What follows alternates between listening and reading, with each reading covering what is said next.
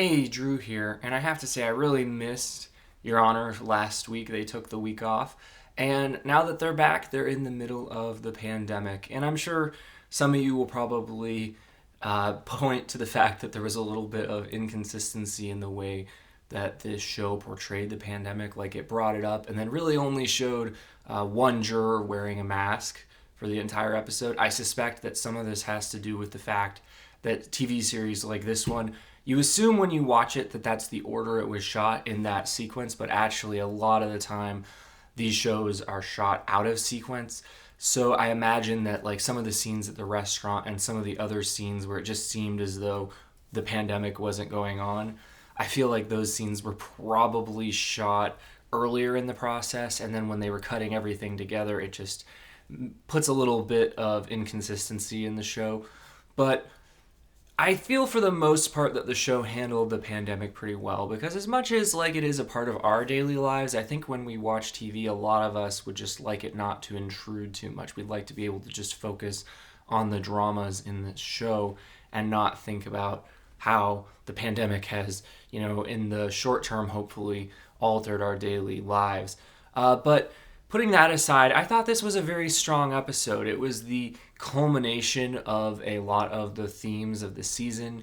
And I normally don't like when these types of shows culminate in the courtroom. I find that that usually is like the least exciting place. I get it. It's a great place for writers because they can bring all the characters together into one place and have these final denouements. They can let the characters make speeches that would seem unnatural in real life because in the courtroom, people do make speeches.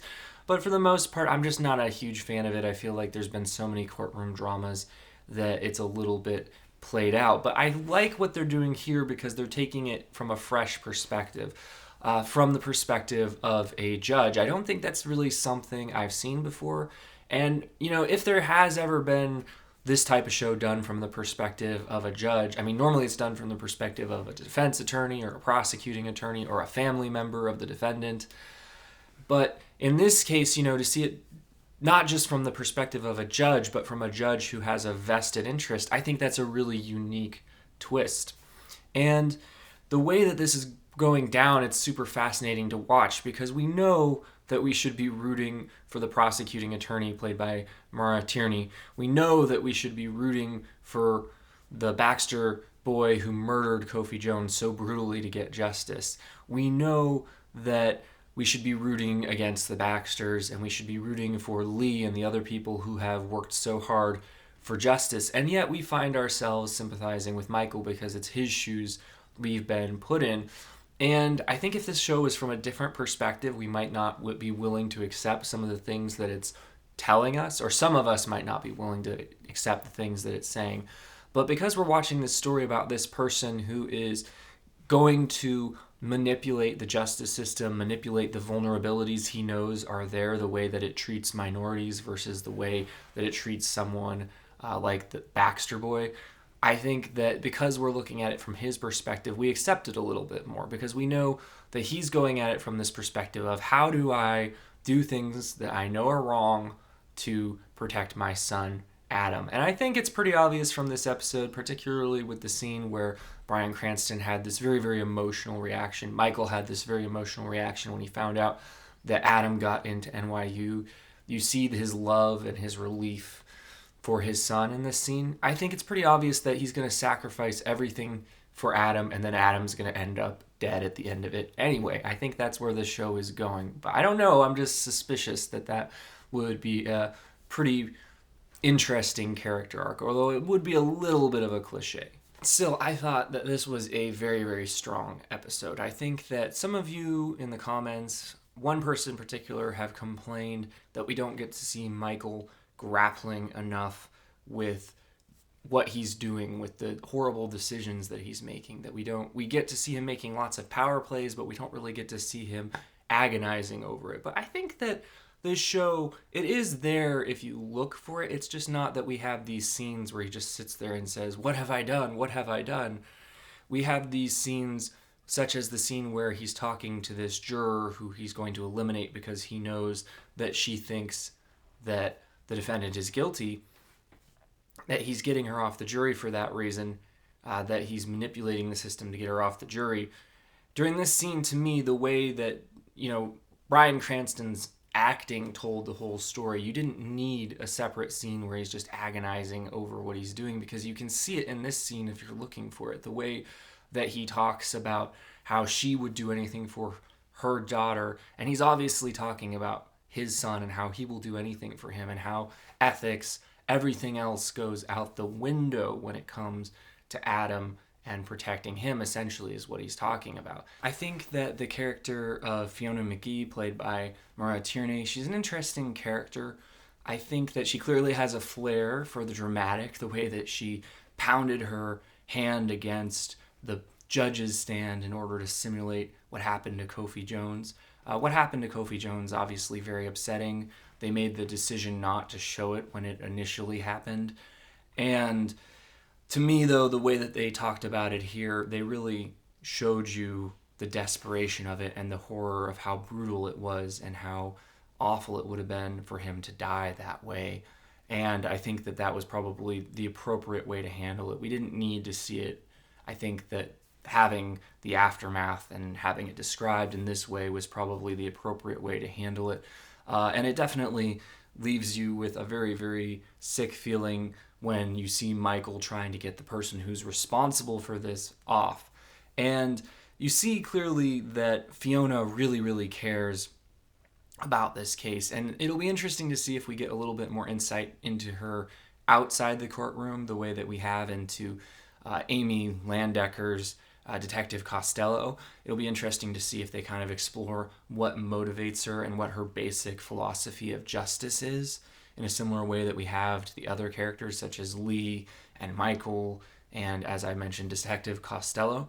But so far it's interesting, but she seems like she's a very, very good attorney, and it seems like it would be very, very hard to beat her. And you have to wonder how long it's going to be before she figures out what's going on, because if Michael keeps making these ridiculous allowances for the defense attorney that he doesn't seem to make as often for her, it's going to draw her attention, and eventually she's going to figure out what's going on. I also like how she has this habit of quoting people without really saying that she's quoting people, which has happened, a couple times now. Once when she quoted the Baxter boy during the opening argument, when she was arguing why he shouldn't get bail. And here this episode she did it again, and it's a way of kind of making her argument in a way that the judge can't really object to, or that the defense attorney can't object to.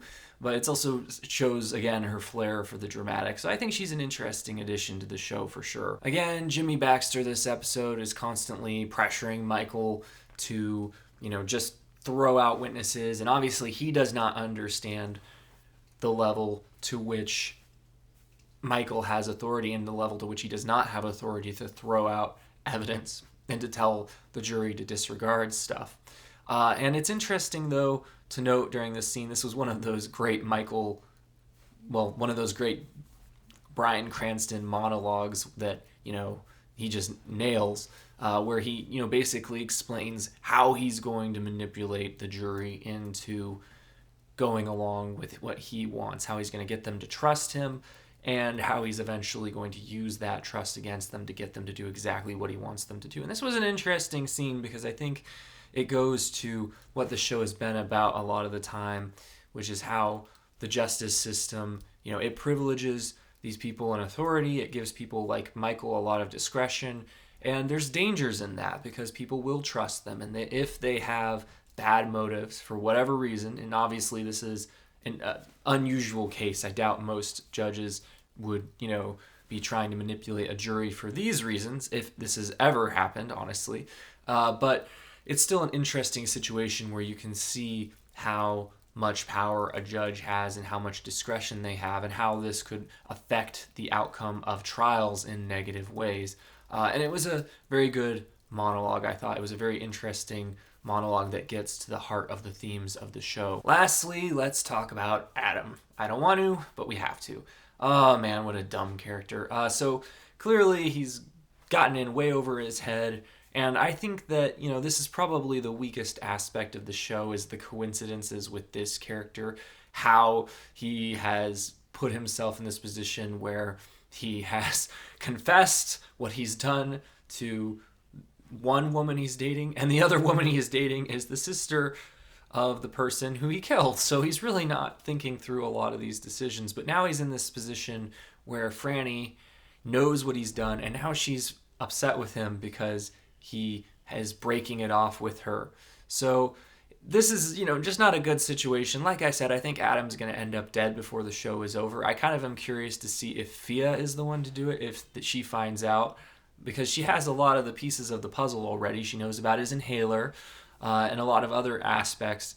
And if she will, when she finds out that it's him, be the one who ends up killing him, we'll have to wait and see what happens. But I just don't think Adam is going to make it out of this show alive. Like I said, I think because Michael has sacrificed everything to protect him, I think that the big arc is going to be that his son dies and then he's left with nothing, that he did it all, he broke his honor, he did terrible things to protect his son, and then his son ended up dead anyways. That's what I think is going to happen.